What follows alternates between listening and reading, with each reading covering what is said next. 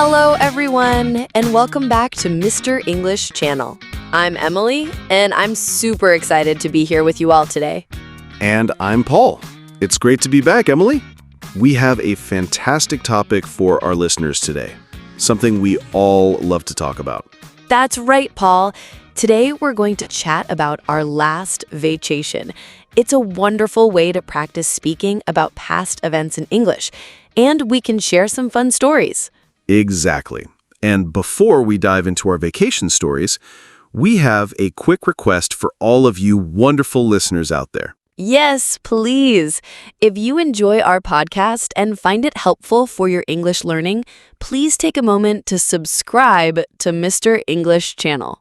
And don't forget to share this episode with your friends who are also learning English. Sharing helps us reach more people and grow our community. And of course, hit that like button. It really helps us know that you're enjoying what we do. So subscribe, share, and like. Thank you so much. All right, Emily, are you ready to talk about your last vacation? I'm curious. I am so ready, Paul. I can't wait to tell you all about it. Let's start with the basics. So, Paul, my last vacation was to a super beautiful place. I went to Orlando, Florida. Oh, Orlando. That's a classic vacation spot. Lots of famous parks there, right? Absolutely. That's exactly why I went. I wanted to visit the theme parks. It was my first time there, and it was amazing. What about you, Paul? Where did you go for your last vacation? My last vacation was a bit different. I went to a quiet beach town called Seaside, Oregon. It's on the coast, and it's very peaceful. Not a lot of big theme parks, but lots of nature. Seaside, Oregon. Sounds very relaxing. So you prefer beaches over theme parks, usually? Sometimes. It depends on my mood. This time, I needed a break from the city, so a calm beach was perfect. Okay, next question. When was it? My trip to Orlando was pretty recent. It was just a few months ago, in March. The weather was perfect then, not too hot, which is good for walking around the parks all day. March is a good time for Florida. My trip to Seaside was a little earlier, actually. It was in late fall, around November. It was a bit chilly, but the beach was beautiful with the fall colors, and fewer people, which was nice. Oh, so you don't mind the cold for a beach trip? That's interesting.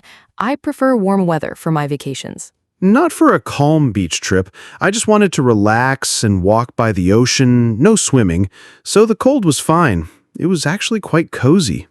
Next up, who did you travel with? I went to Orlando with my family, my parents, my brother, and my sister-in-law. It was a big family trip, and we had a lot of fun together. It's always nice to share those moments with loved ones. That sounds lovely, Emily. A family trip is special. I actually went to Seaside with my best friend Tom. We like to go on little adventures together, and he also enjoys quiet places. It was just the two of us, very laid back. Traveling with a best friend sounds great too. Did you both enjoy the peace and quiet of Seaside? We did. We both needed a break from our busy jobs, so it was perfect. Sometimes it's nice to have just one person to share the experience with. You know, it feels more personal. All right, next question. How did you get there? For Orlando, we all flew, of course. We took a plane. It was a direct flight, which was great. Plane journeys can be long, but it's the fastest way to get to Florida from where I live. Flying. It's convenient, but I sometimes find it tiring. For my trip to Seaside, we drove. Tom has a big car, and we live in the same city, so it was an easy drive up the coast. It took about 2 hours. We listened to music and chatted a lot. Driving sounds like a fun way to travel too. You get to see more of the scenery. I love road trips when they're not too long. Did you stop anywhere on the way? We stopped at a small coffee shop about halfway. It was a nice break to stretch our legs and get some coffee before continuing the drive. It's one of the benefits of driving. You can stop whenever you want. Okay, so once you arrived, where did you stay? In Orlando, my family and I stayed in a vacation home. It was a big house with many bedrooms, a kitchen, and even a swimming pool. It was wonderful because we could all be together and cook some meals at home. It felt very comfortable, like a home away from home. A vacation home with a pool sounds amazing, Emily. That's a great idea for a family trip. Tom and I stayed in a small, cozy hotel in Seaside. It was right by the beach, which was perfect. Our room had a small balcony with a view of the ocean. It wasn't fancy, but it was clean and had everything we needed. A hotel by the beach with an ocean view? That sounds lovely and relaxing. Did you spend much time at the hotel, or were you mostly out exploring? We spent some time there, especially in the mornings, enjoying coffee on the balcony. But mostly we were out walking on the beach or exploring the town. The hotel was really just a comfortable place to sleep and relax after a long day of walking. Now for the fun part. What did you do there? In Orlando, we spent most of our time at the theme parks. We went to Disney World, Universal Studios, and Epcot. We rode so many rides, saw parades, watched fireworks, and met some characters. It was a lot of walking, but so much fun. We also had some nice dinners out. Wow, that sounds like a super busy and exciting trip, Emily. Theme parks are a whole different kind of vacation. In Seaside, our days were much slower. We spent a lot of time walking on the beach, collecting seashells, and watching the waves. We also hiked a bit in the nearby forests. And in the evenings, we often ate at local restaurants and tried the fresh seafood. We also spent some time just reading books and relaxing. Hiking and forests and reading books on the beach sounds so peaceful, Paul. Did you do any other activities besides walking and eating? Yes, we also visited some local shops in the town. There were some unique art galleries and small antique stores. We found some interesting souvenirs. And one evening, we watched the sunset over the ocean from the beach, which was really beautiful. It was all about enjoying nature and the quiet. Okay, out of everything, what was your favorite part? For me, my favorite part of the Orlando trip was definitely seeing the fireworks at Magic Kingdom at Disney World. They were so beautiful and magical, and the music was amazing. It made me feel like a child again. What about you, Paul? What was your favorite part of your seaside trip? That sounds incredible, Emily. Fireworks at Disney are truly special. My favorite part of the seaside trip was walking on the beach during low tide. The ocean goes out very far, and you can see tide pools with small sea creatures. It was fascinating to explore and see the little crabs and starfish. It felt like discovering a hidden world. That sounds so unique and calming, Paul. I can imagine how peaceful it must have been. So, connecting with nature was really important for you on this trip? Absolutely. That was the main goal. It was a great way to disconnect from daily stress and just enjoy the simple beauty of the coast. The sounds of the waves, the fresh air, and the quiet walks were exactly what I needed. Next up, did you try any new food? In Orlando, I tried a few new things. We had some really good international food at Epcot, like some delicious Japanese snacks and some German pastries.